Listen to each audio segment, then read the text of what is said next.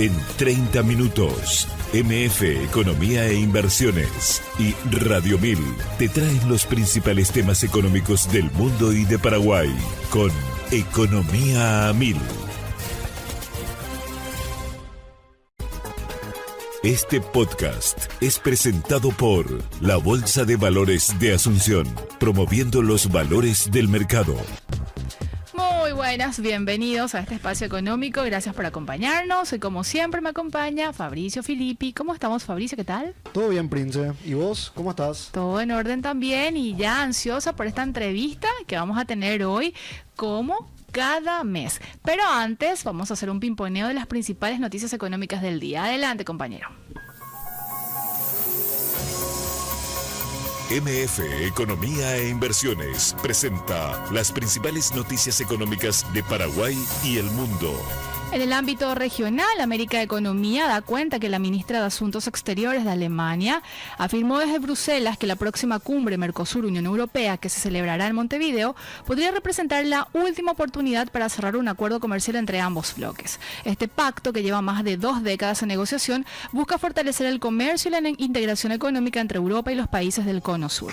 Sin embargo, enfrenta obstáculos significativos como la oposición de países europeos liderados por Francia, que expresan preocupaciones ambientales y proteccionistas.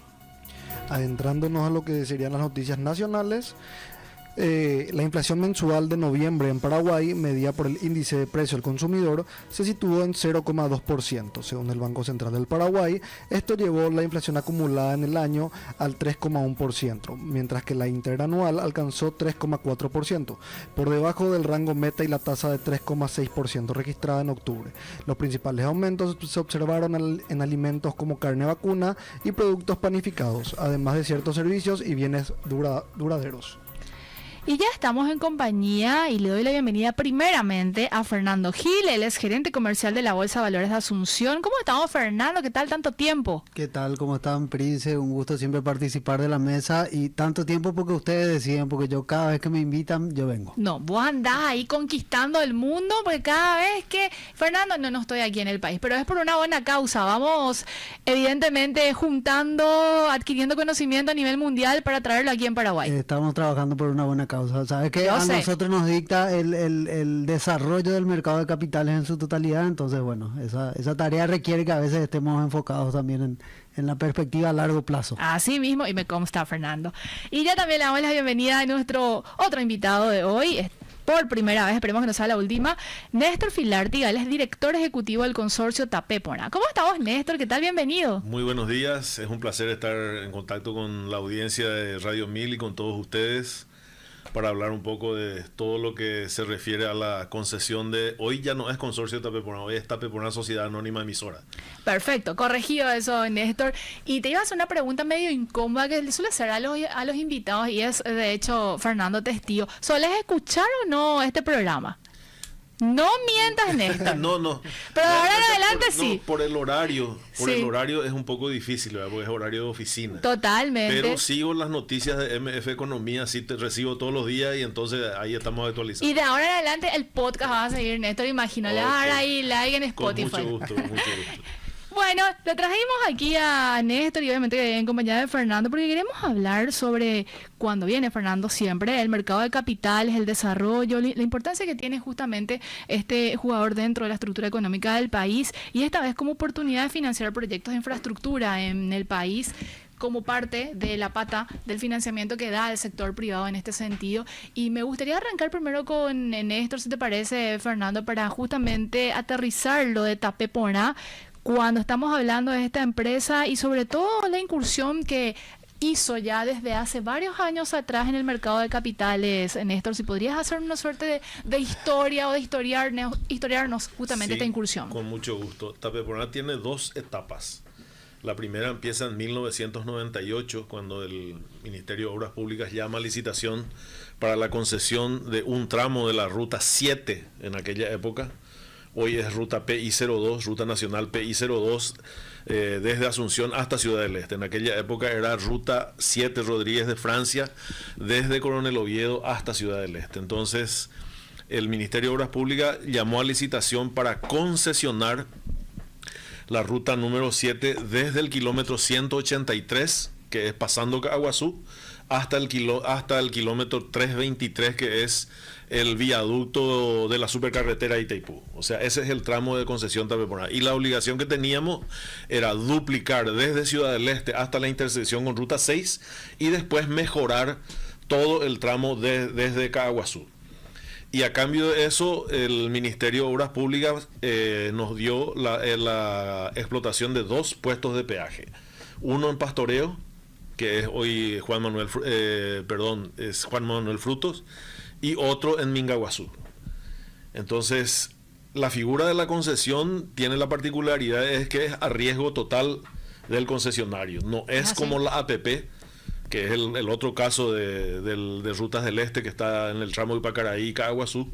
Ellos, en el caso de ellos, si la recaudación no alcanza para el pago de la construcción y el pago del mantenimiento, entonces el Estado pone la diferencia. En nuestro caso va 100% por nuestra cuenta.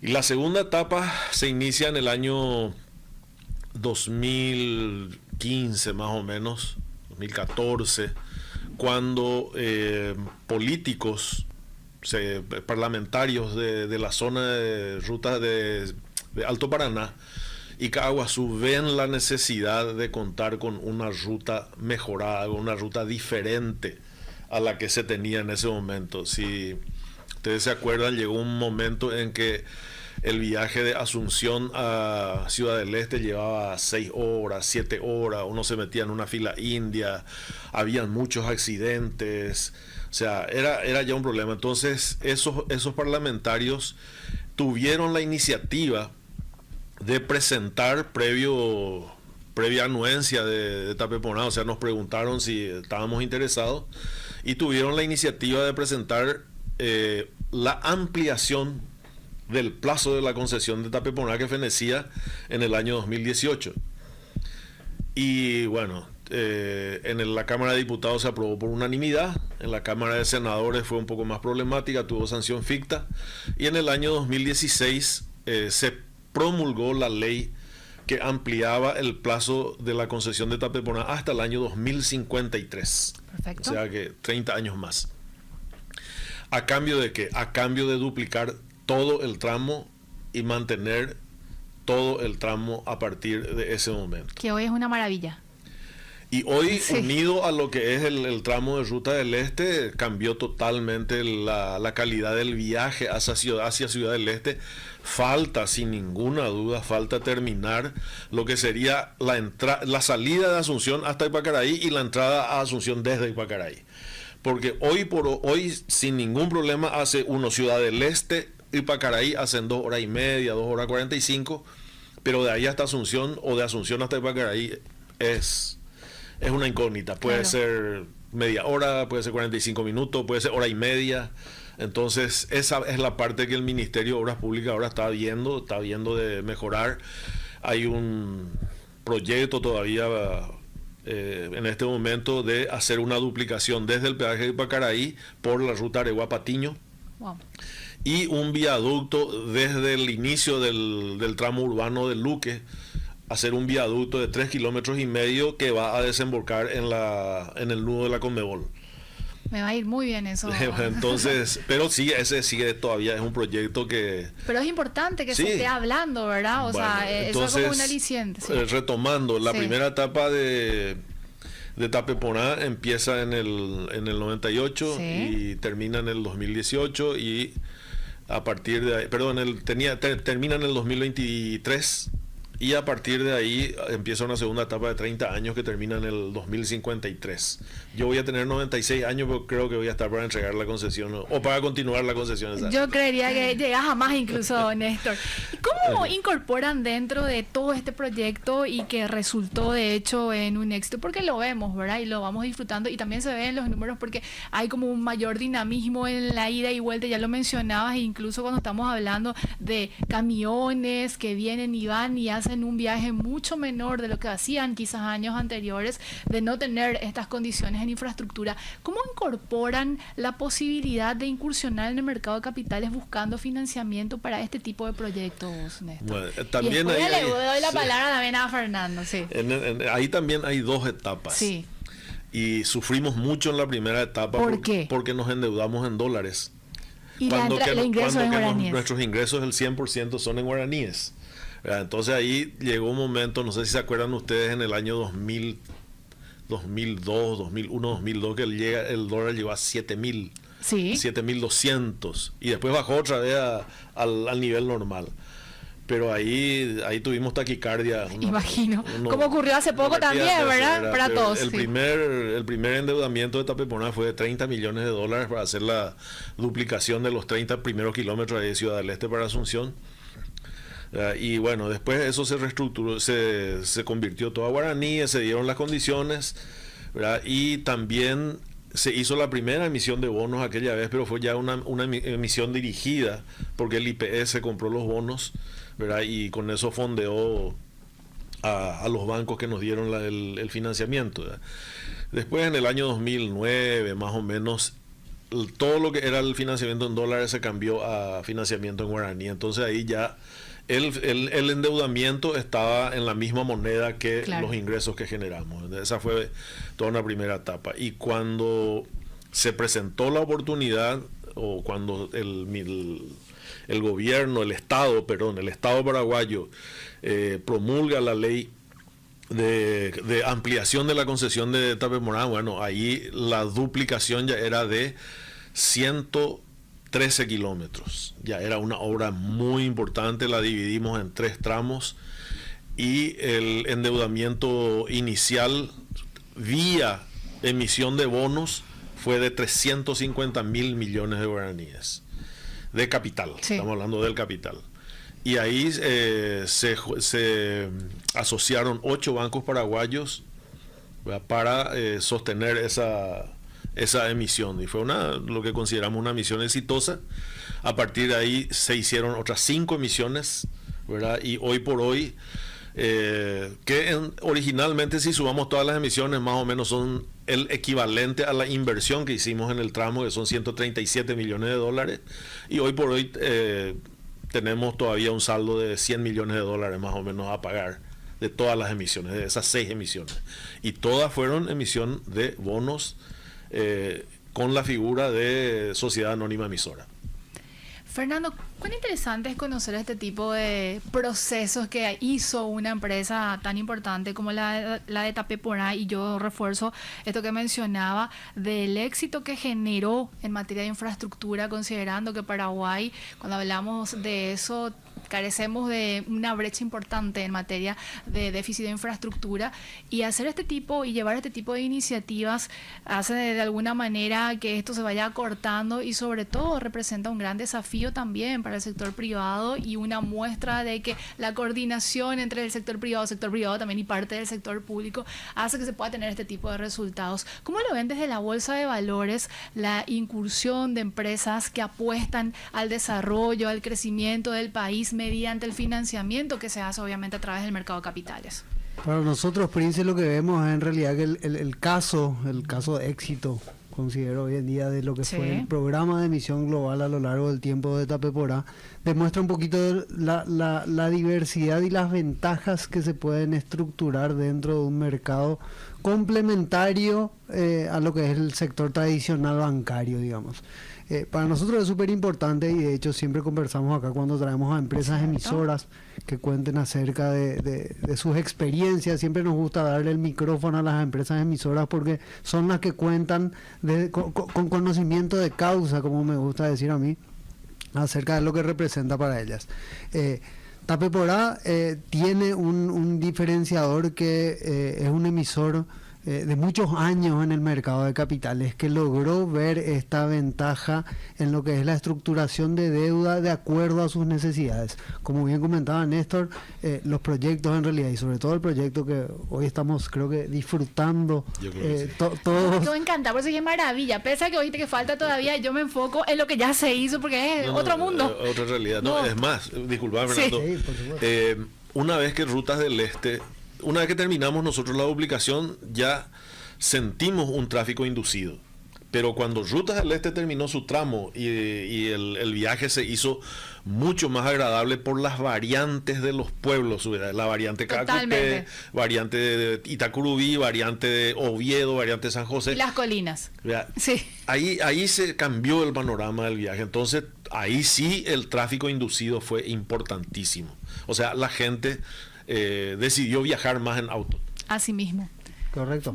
No, como decíamos, todos disfrutamos obviamente y vemos y es algo que podemos realmente tocar el desempeño de un proyecto que se llevó a cabo, obviamente, como comentabas, Prince, de la mano del sector privado, con obviamente un acompañamiento de los reguladores y las entidades públicas dentro de lo que es el esquema de control, de la estructuración y demás. Pero creo que demuestra y viene a comprobar obviamente el punto que siempre destacamos, que es ofrecer una alternativa para poder canalizar realmente estos proyectos. Hoy en día, proyectos como el de Tapeporá y muchos otros proyectos que se pueden desarrollar tanto a nivel de infraestructura como en realidad muchísimos otros sectores que sabemos que tenemos desarrollos pendientes de ejecución, podrían encontrar tranquilamente esquemas, no digo similares, porque obviamente va a depender de la diversidad que tenga el emisor en la generación de estos ingresos, ir estructurando obviamente fuentes de financiamiento y que dentro de unos años podamos contar con otros ejemplos similares a lo que comentaba Néstor, donde en realidad tenemos un proyecto ya desarrollado, que está en funcionamiento, que todo el mundo puede disfrutar y en realidad sacarle el jugo, y que ese mismo proyecto sea el que genera los ingresos para terminar pagando lo que fue el financiamiento de ese proyecto en sí. Como bien comentaba Néstor, acá tenemos todavía hasta el 2053 de concesiones de esos ingresos. Entonces, obviamente, el contagio y la cantidad de tráfico inducido que mencionaba Néstor viene a colocar su grado de aporte, su granito de arena en pagar lo que fue el financiamiento. Entonces, creo que es una demostración donde todos ganan, tanto la empresa emisora a la hora de poder estructurar y la población en sí a la hora de poder disfrutar todo este tipo de proyectos que sabemos que le agregan un nivel adicional de bienestar a la población. Y demuestra también, e insisto en el término de resultados, Néstor, Fernando, cómo el financiamiento a largo plazo sí se puede hacer aquí en Paraguay, y bueno, con estos efectos, vamos a decirle, efectos de derrame que también tienen toda la economía, ¿verdad? Es más, yo creo que hoy el mercado financiero cambió bastante, pero hace unos cuantos años, y Fernando me va a dar la razón, pensar en un financiamiento a 10 años, 15 años era utópico, 5 años, 7 años. Creo que el límite que tenían dibujado los bancos, habiendo formado parte de instituciones bancarias anteriormente, creo que tenían dibujado la línea en 5 con cierto margen de llevarlo a 7, pero llegaba hasta ahí. Y bueno, con la emisión de bonos eso cambia, porque aplana el servicio de la deuda, la necesidad del servicio de la deuda. No tenemos picos, ¿verdad? Sino que tenemos un comportamiento lineal que está en línea con los ingresos que tenemos, ¿verdad? Entonces, la emisión de bonos para nosotros fue un instrumento demasiado útil, demasiado importante. Y una vez que uno esté ya entrenado para estructurar, para hacer las emisiones, es un placer trabajar con él. Y el apetito del mercado fue importante. Te estás adelantando a nuestras preguntas, Néstor, porque acá Fabricio hizo una lista interminable de preguntas. Quiero decir, Fernando, que hicimos la tarea, aquí especialmente Fabricio. ¿Tiene algunas consultas sobre eso para ir aterrizando mucho más este proceso? Justamente, hablando de lo que son las emisiones, ¿verdad? ¿Cómo se puede medir, digamos, el éxito de estas emisiones de bonos de Tapeporá? ¿Y cómo puede servir como modelo para otras instituciones interesadas en este financiamiento, verdad? O sea, como para reforzar justamente lo que estás exponiendo. Una medición rápida, sí, es el hecho de que se colocaron todos los bonos que se emitieron, ¿verdad? O sea, que no quedó ningún saldo. Inclusive entiendo, Fernando, que en el mercado secundario también hay hay alguna demanda importante. Correcto, como bien saben, y en realidad muchas de las personas obviamente que compraron no siempre están abiertas a venderla en secundario porque es un título que genera mucha seguridad para el tenedor. Qué interesante. Entonces, eso cuando generalmente uno quiere deshacerse en cada tanto, ¿verdad? Lo que puede utilizar siempre los títulos, y bueno, esto a nivel común denominador, digamos, de todos los instrumentos, sobre todo de renta fija en el mercado de capitales, es la posibilidad de reportear, por ejemplo, esos títulos, es decir, obtener liquidez de corto plazo dejando el título como garantía sin la necesidad de desprenderse del título. Entonces, básicamente, yo con un título, en este caso, llevando al ejemplo de Tapepora, podría, por ejemplo, entregarte a vos como garantía, vos me haces un adelanto de liquidez y cumplido cierto plazo yo te vuelvo a comprar eso. Entonces, lo que hago es utilizo mi título de renta fija como un instrumento de garantía para una operación de liquidez de corto plazo. Entonces, eso es mucho de lo que se ve en la dinámica del mercado secundario. Y bueno, entiendo también que los tenedores de los títulos Tapepora o cualquier otro título de renta fija tienen mucho de esa dinámica, sobre todo cuando el título representa una buena calificación y representa también un buen emisor y un emisor bien disciplinado dentro del mercado, porque justamente lo que le provee al que va a obtener eso o que va a dejar como garantía de la operación es una buena previsibilidad de que va a seguir cobrando los intereses. Claro. Y de que el día de mañana, si no se cumple con la recompra de ese título como parte de la operación de reporto, se queda finalmente con un título sumamente líquido que puede vender en el secundario. Néstor, ¿cómo fue este proceso para también compartir parte de la experiencia de Tapepora y de repente para un emisor que está sondeando esa posibilidad de hacer una apuesta gigante en materia de financiamiento y ya también a largo plazo?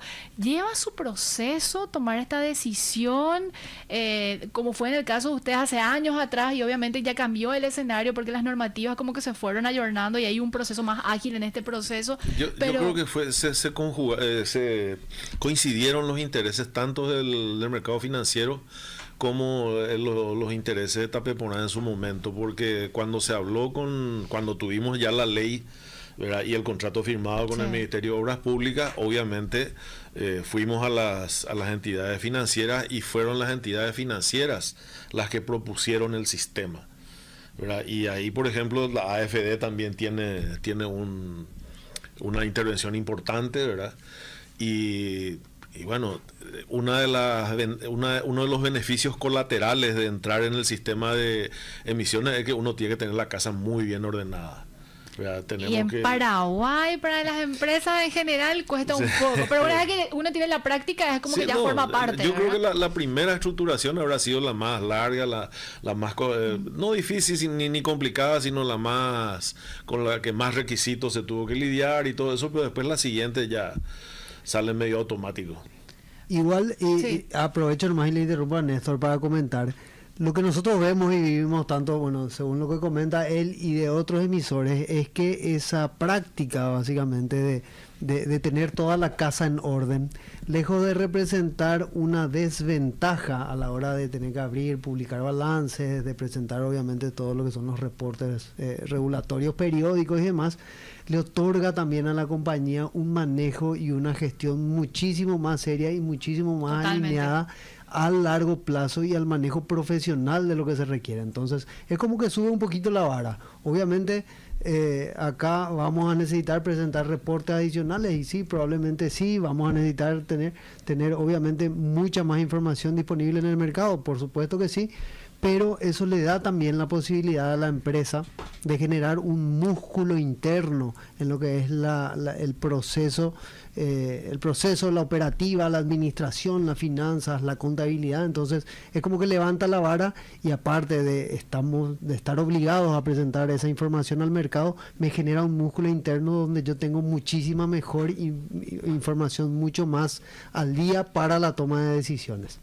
Fernando, antes de sacar una primicia a Néstor, porque yo sé que la pregunta que le voy a hacer después te va a servir ahí como primicia, el mercado de capitales está como vamos a decirle, para soportar o para absorber, más que soportar, absorber más o más emisiones de este tipo, de esta envergadura, como para captar, digo, Fernando? Yo creo que sí, de hecho siempre, y lo conversamos en realidad con los diferentes actores, tanto casas de bolsa, calificadoras, fondos de inversión también. El mercado hoy necesita papeles, necesita más instrumentos. Hay una alta liquidez, sobre todo de inversionistas institucionales, entidades financieras, administradoras de fondos patrimoniales, un montón de jugadores que hoy básicamente tienen una bolsa de dinero muy grande y están constantemente buscando alternativas. Entonces, mientras nosotros más cantidad de títulos podamos disponibilizar al mercado, creemos que todavía tenemos mucho apetito desde el punto de vista inversionista para nuevos títulos. Esto sin considerar todavía que, como bien sabemos, no me gusta repetir como si fuese la panacea, sí. Pero el grado de inversión nos está obligando a hacer los deberes y empezando a establecer las bases para que nosotros podamos aprovechar eso. Hoy en día, haber logrado el grado de inversión, sin lugar a dudas, nos pone en el menú de muchísimos otros fondos de inversión a nivel internacional, pero eso no significa que nosotros estemos ya en condiciones ni estemos recibiendo todo ese flujo de nuevos fondos. Tenemos que hacer los deberes internamente para poder facilitar que vengan todos esos capitales localmente. Totalmente. Fabricio. Con esto que nos está comentando Fernando, Néstor, una primicia sobre una nueva emisión que tengan proyectada. Él me sacó la pregunta, pero bueno, esa era mi consulta. Néstor, atendé, Fernando. No tenemos así en forma inmediata, no tenemos previsto, salvo que el Ministerio de Obras Públicas, que es el concedente, haga algún tipo de ampliación en el tramo concesionado, o sea, de las obras, porque ¿cuál es el tema? El contrato de concesión prevé un paquete de obras que hoy Tapeponá ya cumplió completamente, ¿verdad? Y en función de ese paquete de obras se configura la ecuación económica financiera, claro, de la concesión del proyecto. Entonces, cualquier obra adicional cambia esa condición. ¿Qué es lo que pasa? Que lo que teníamos en 2016 ya no es igual en 2024. Totalmente. El tramo cambia, se urbaniza muy rápidamente, se necesitan obras adicionales y hoy por hoy estamos trabajando con Itaipú para que haga en el tramo urbano de Ciudad del Este lo que ya hizo, de hecho, en el viaducto del kilómetro 4, hizo el viaducto del multiviaducto del kilómetro 7, y mañana se abren las ofertas para hacer un viaducto en el kilómetro 10.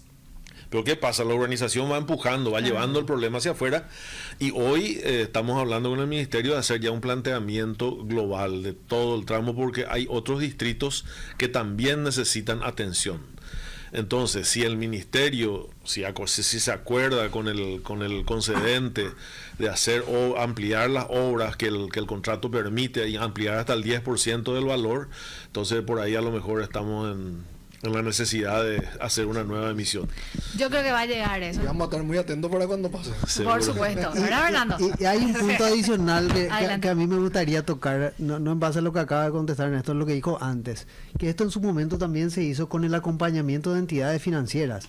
Entonces, cierto, ese era un punto muy importante, destacando siempre la complementariedad que tenemos entre mercado de capitales y mercado bancario. Generalmente la gente piensa que es o lo uno o lo otro y que son soluciones que están compitiendo, cuando en realidad no necesariamente. Esto es un mercado que se complementa. Como comentaba Néstor, en este caso los bancos fueron los que propusieron también, o los que estuvieron de acuerdo en ese momento con el esquema de colocación de bonos al plazo, a las condiciones establecidas, y finalmente fueron los inversionistas de eso. Entonces, el mercado, siempre decimos, las entidades bancarias son participantes naturales dentro del mercado de capitales. Entonces hay que entender que esto es una alternativa adicional al esquema tradicional de endeudamiento bancario, por así decir, del cual también participan los bancos. Nos quedan aproximadamente 2 minutos y antes de cerrar quiero reflexiones finales por parte de Néstor y también de Fernando sobre lo que estuvimos abordando hoy. ¿Qué podrías decirle de la experiencia de Tapeponá para aquel emisor? Le diría a los inversores institucionales y a los inversores también particulares que crean en el producto, Yo en el año 97 hice un curso de bolsa de valores con unos chilenos que vinieron a la Escuela de Administración de Negocios y lo que hablaban era chino. Sí, era imagino. chino. O sea, pensar que una sociedad anónima en aquella época iba a abrir su contabilidad o iba a abrir su Impensable. informe, Sí. una utopía era. Sí. Hoy tenemos una bolsa de valores dinámica que está funcionando, está creciendo de una manera, no digo exponencial, pero muy fuerte. Entonces, creo que el mercado va cambiando y hay que animarse. Ordena la casa, tiene previsibilidad, las tasas son mejores. Las tasas son mejores que acceder a un préstamo directo. Las garantías se estructuran de otra manera. Entonces yo le diría a los inversores institucionales, a los que tienen necesidad, que crean en el producto, que crean en los productos que la bolsa de valores ofrece. Fernando, te dejé la parte más difícil, pero... Claro, me dejaste la parte más difícil porque me molesta cortarle a Néstor. Estaba hablando también acerca de nuestro modelo, que realmente le dejaría a él hacer el cierre, pero no, de vuelta, para nosotros es un gusto y siempre este espacio que nosotros generamos en realidad para Totalmente. que el emisor cuente la experiencia es lo que realmente creemos que aporta dentro del mercado. Una cosa es que yo como bolsa hable acerca de las bondades que podamos llegar a representar nosotros como plataforma, pero otra cosa es que venga alguien con el conocimiento, con la experiencia, que realizó N cantidad de misiones a lo largo de los años y son N cantidad de proyectos que se desarrollaron y que hoy la gente ve, siente y disfruta. Para nosotros eso es lo que buscamos y estamos tratando de que obviamente las empresas vean que esto es una alternativa adicional. Señores, un gusto tenerlos. Espero Igualmente. próximamente su Ha sido un presencia. placer. Así va a ser, Néstor. A la orden, Cuando cuando tengas quieran. la primicia así cerrada, porque yo sé que estás ahí sondeando, no quisiste nomás tirar al aire, pero cuando tengas, acá vamos a tener también, ¿verdad? Sin ningún problema. Con Fernando, mucho gusto. ¿podemos acordar una nueva entrevista ya para hacer una evaluación del cierre del mercado de capitales en las próximas semanas? Sin problemas, estamos con buenos números, así que ansioso de yo venir a sé. contar cómo vamos. Pero yo a hacer. necesito lo último, Fernando, antes de cerrar el año, ¿te parece? Ok. Está bien. Perfecto. Estuvimos con Néstor Filartiga, director ejecutivo de Tapé Porá, Sí. con Fernando Gil, gerente comercial de la Bolsa de Valores de Asunción. Así vamos despidiendo el programa, que tengan un excelente día y nos reencontramos mañana a la misma hora. Este podcast es presentado por la Bolsa de Valores de Asunción, promoviendo los valores del mercado.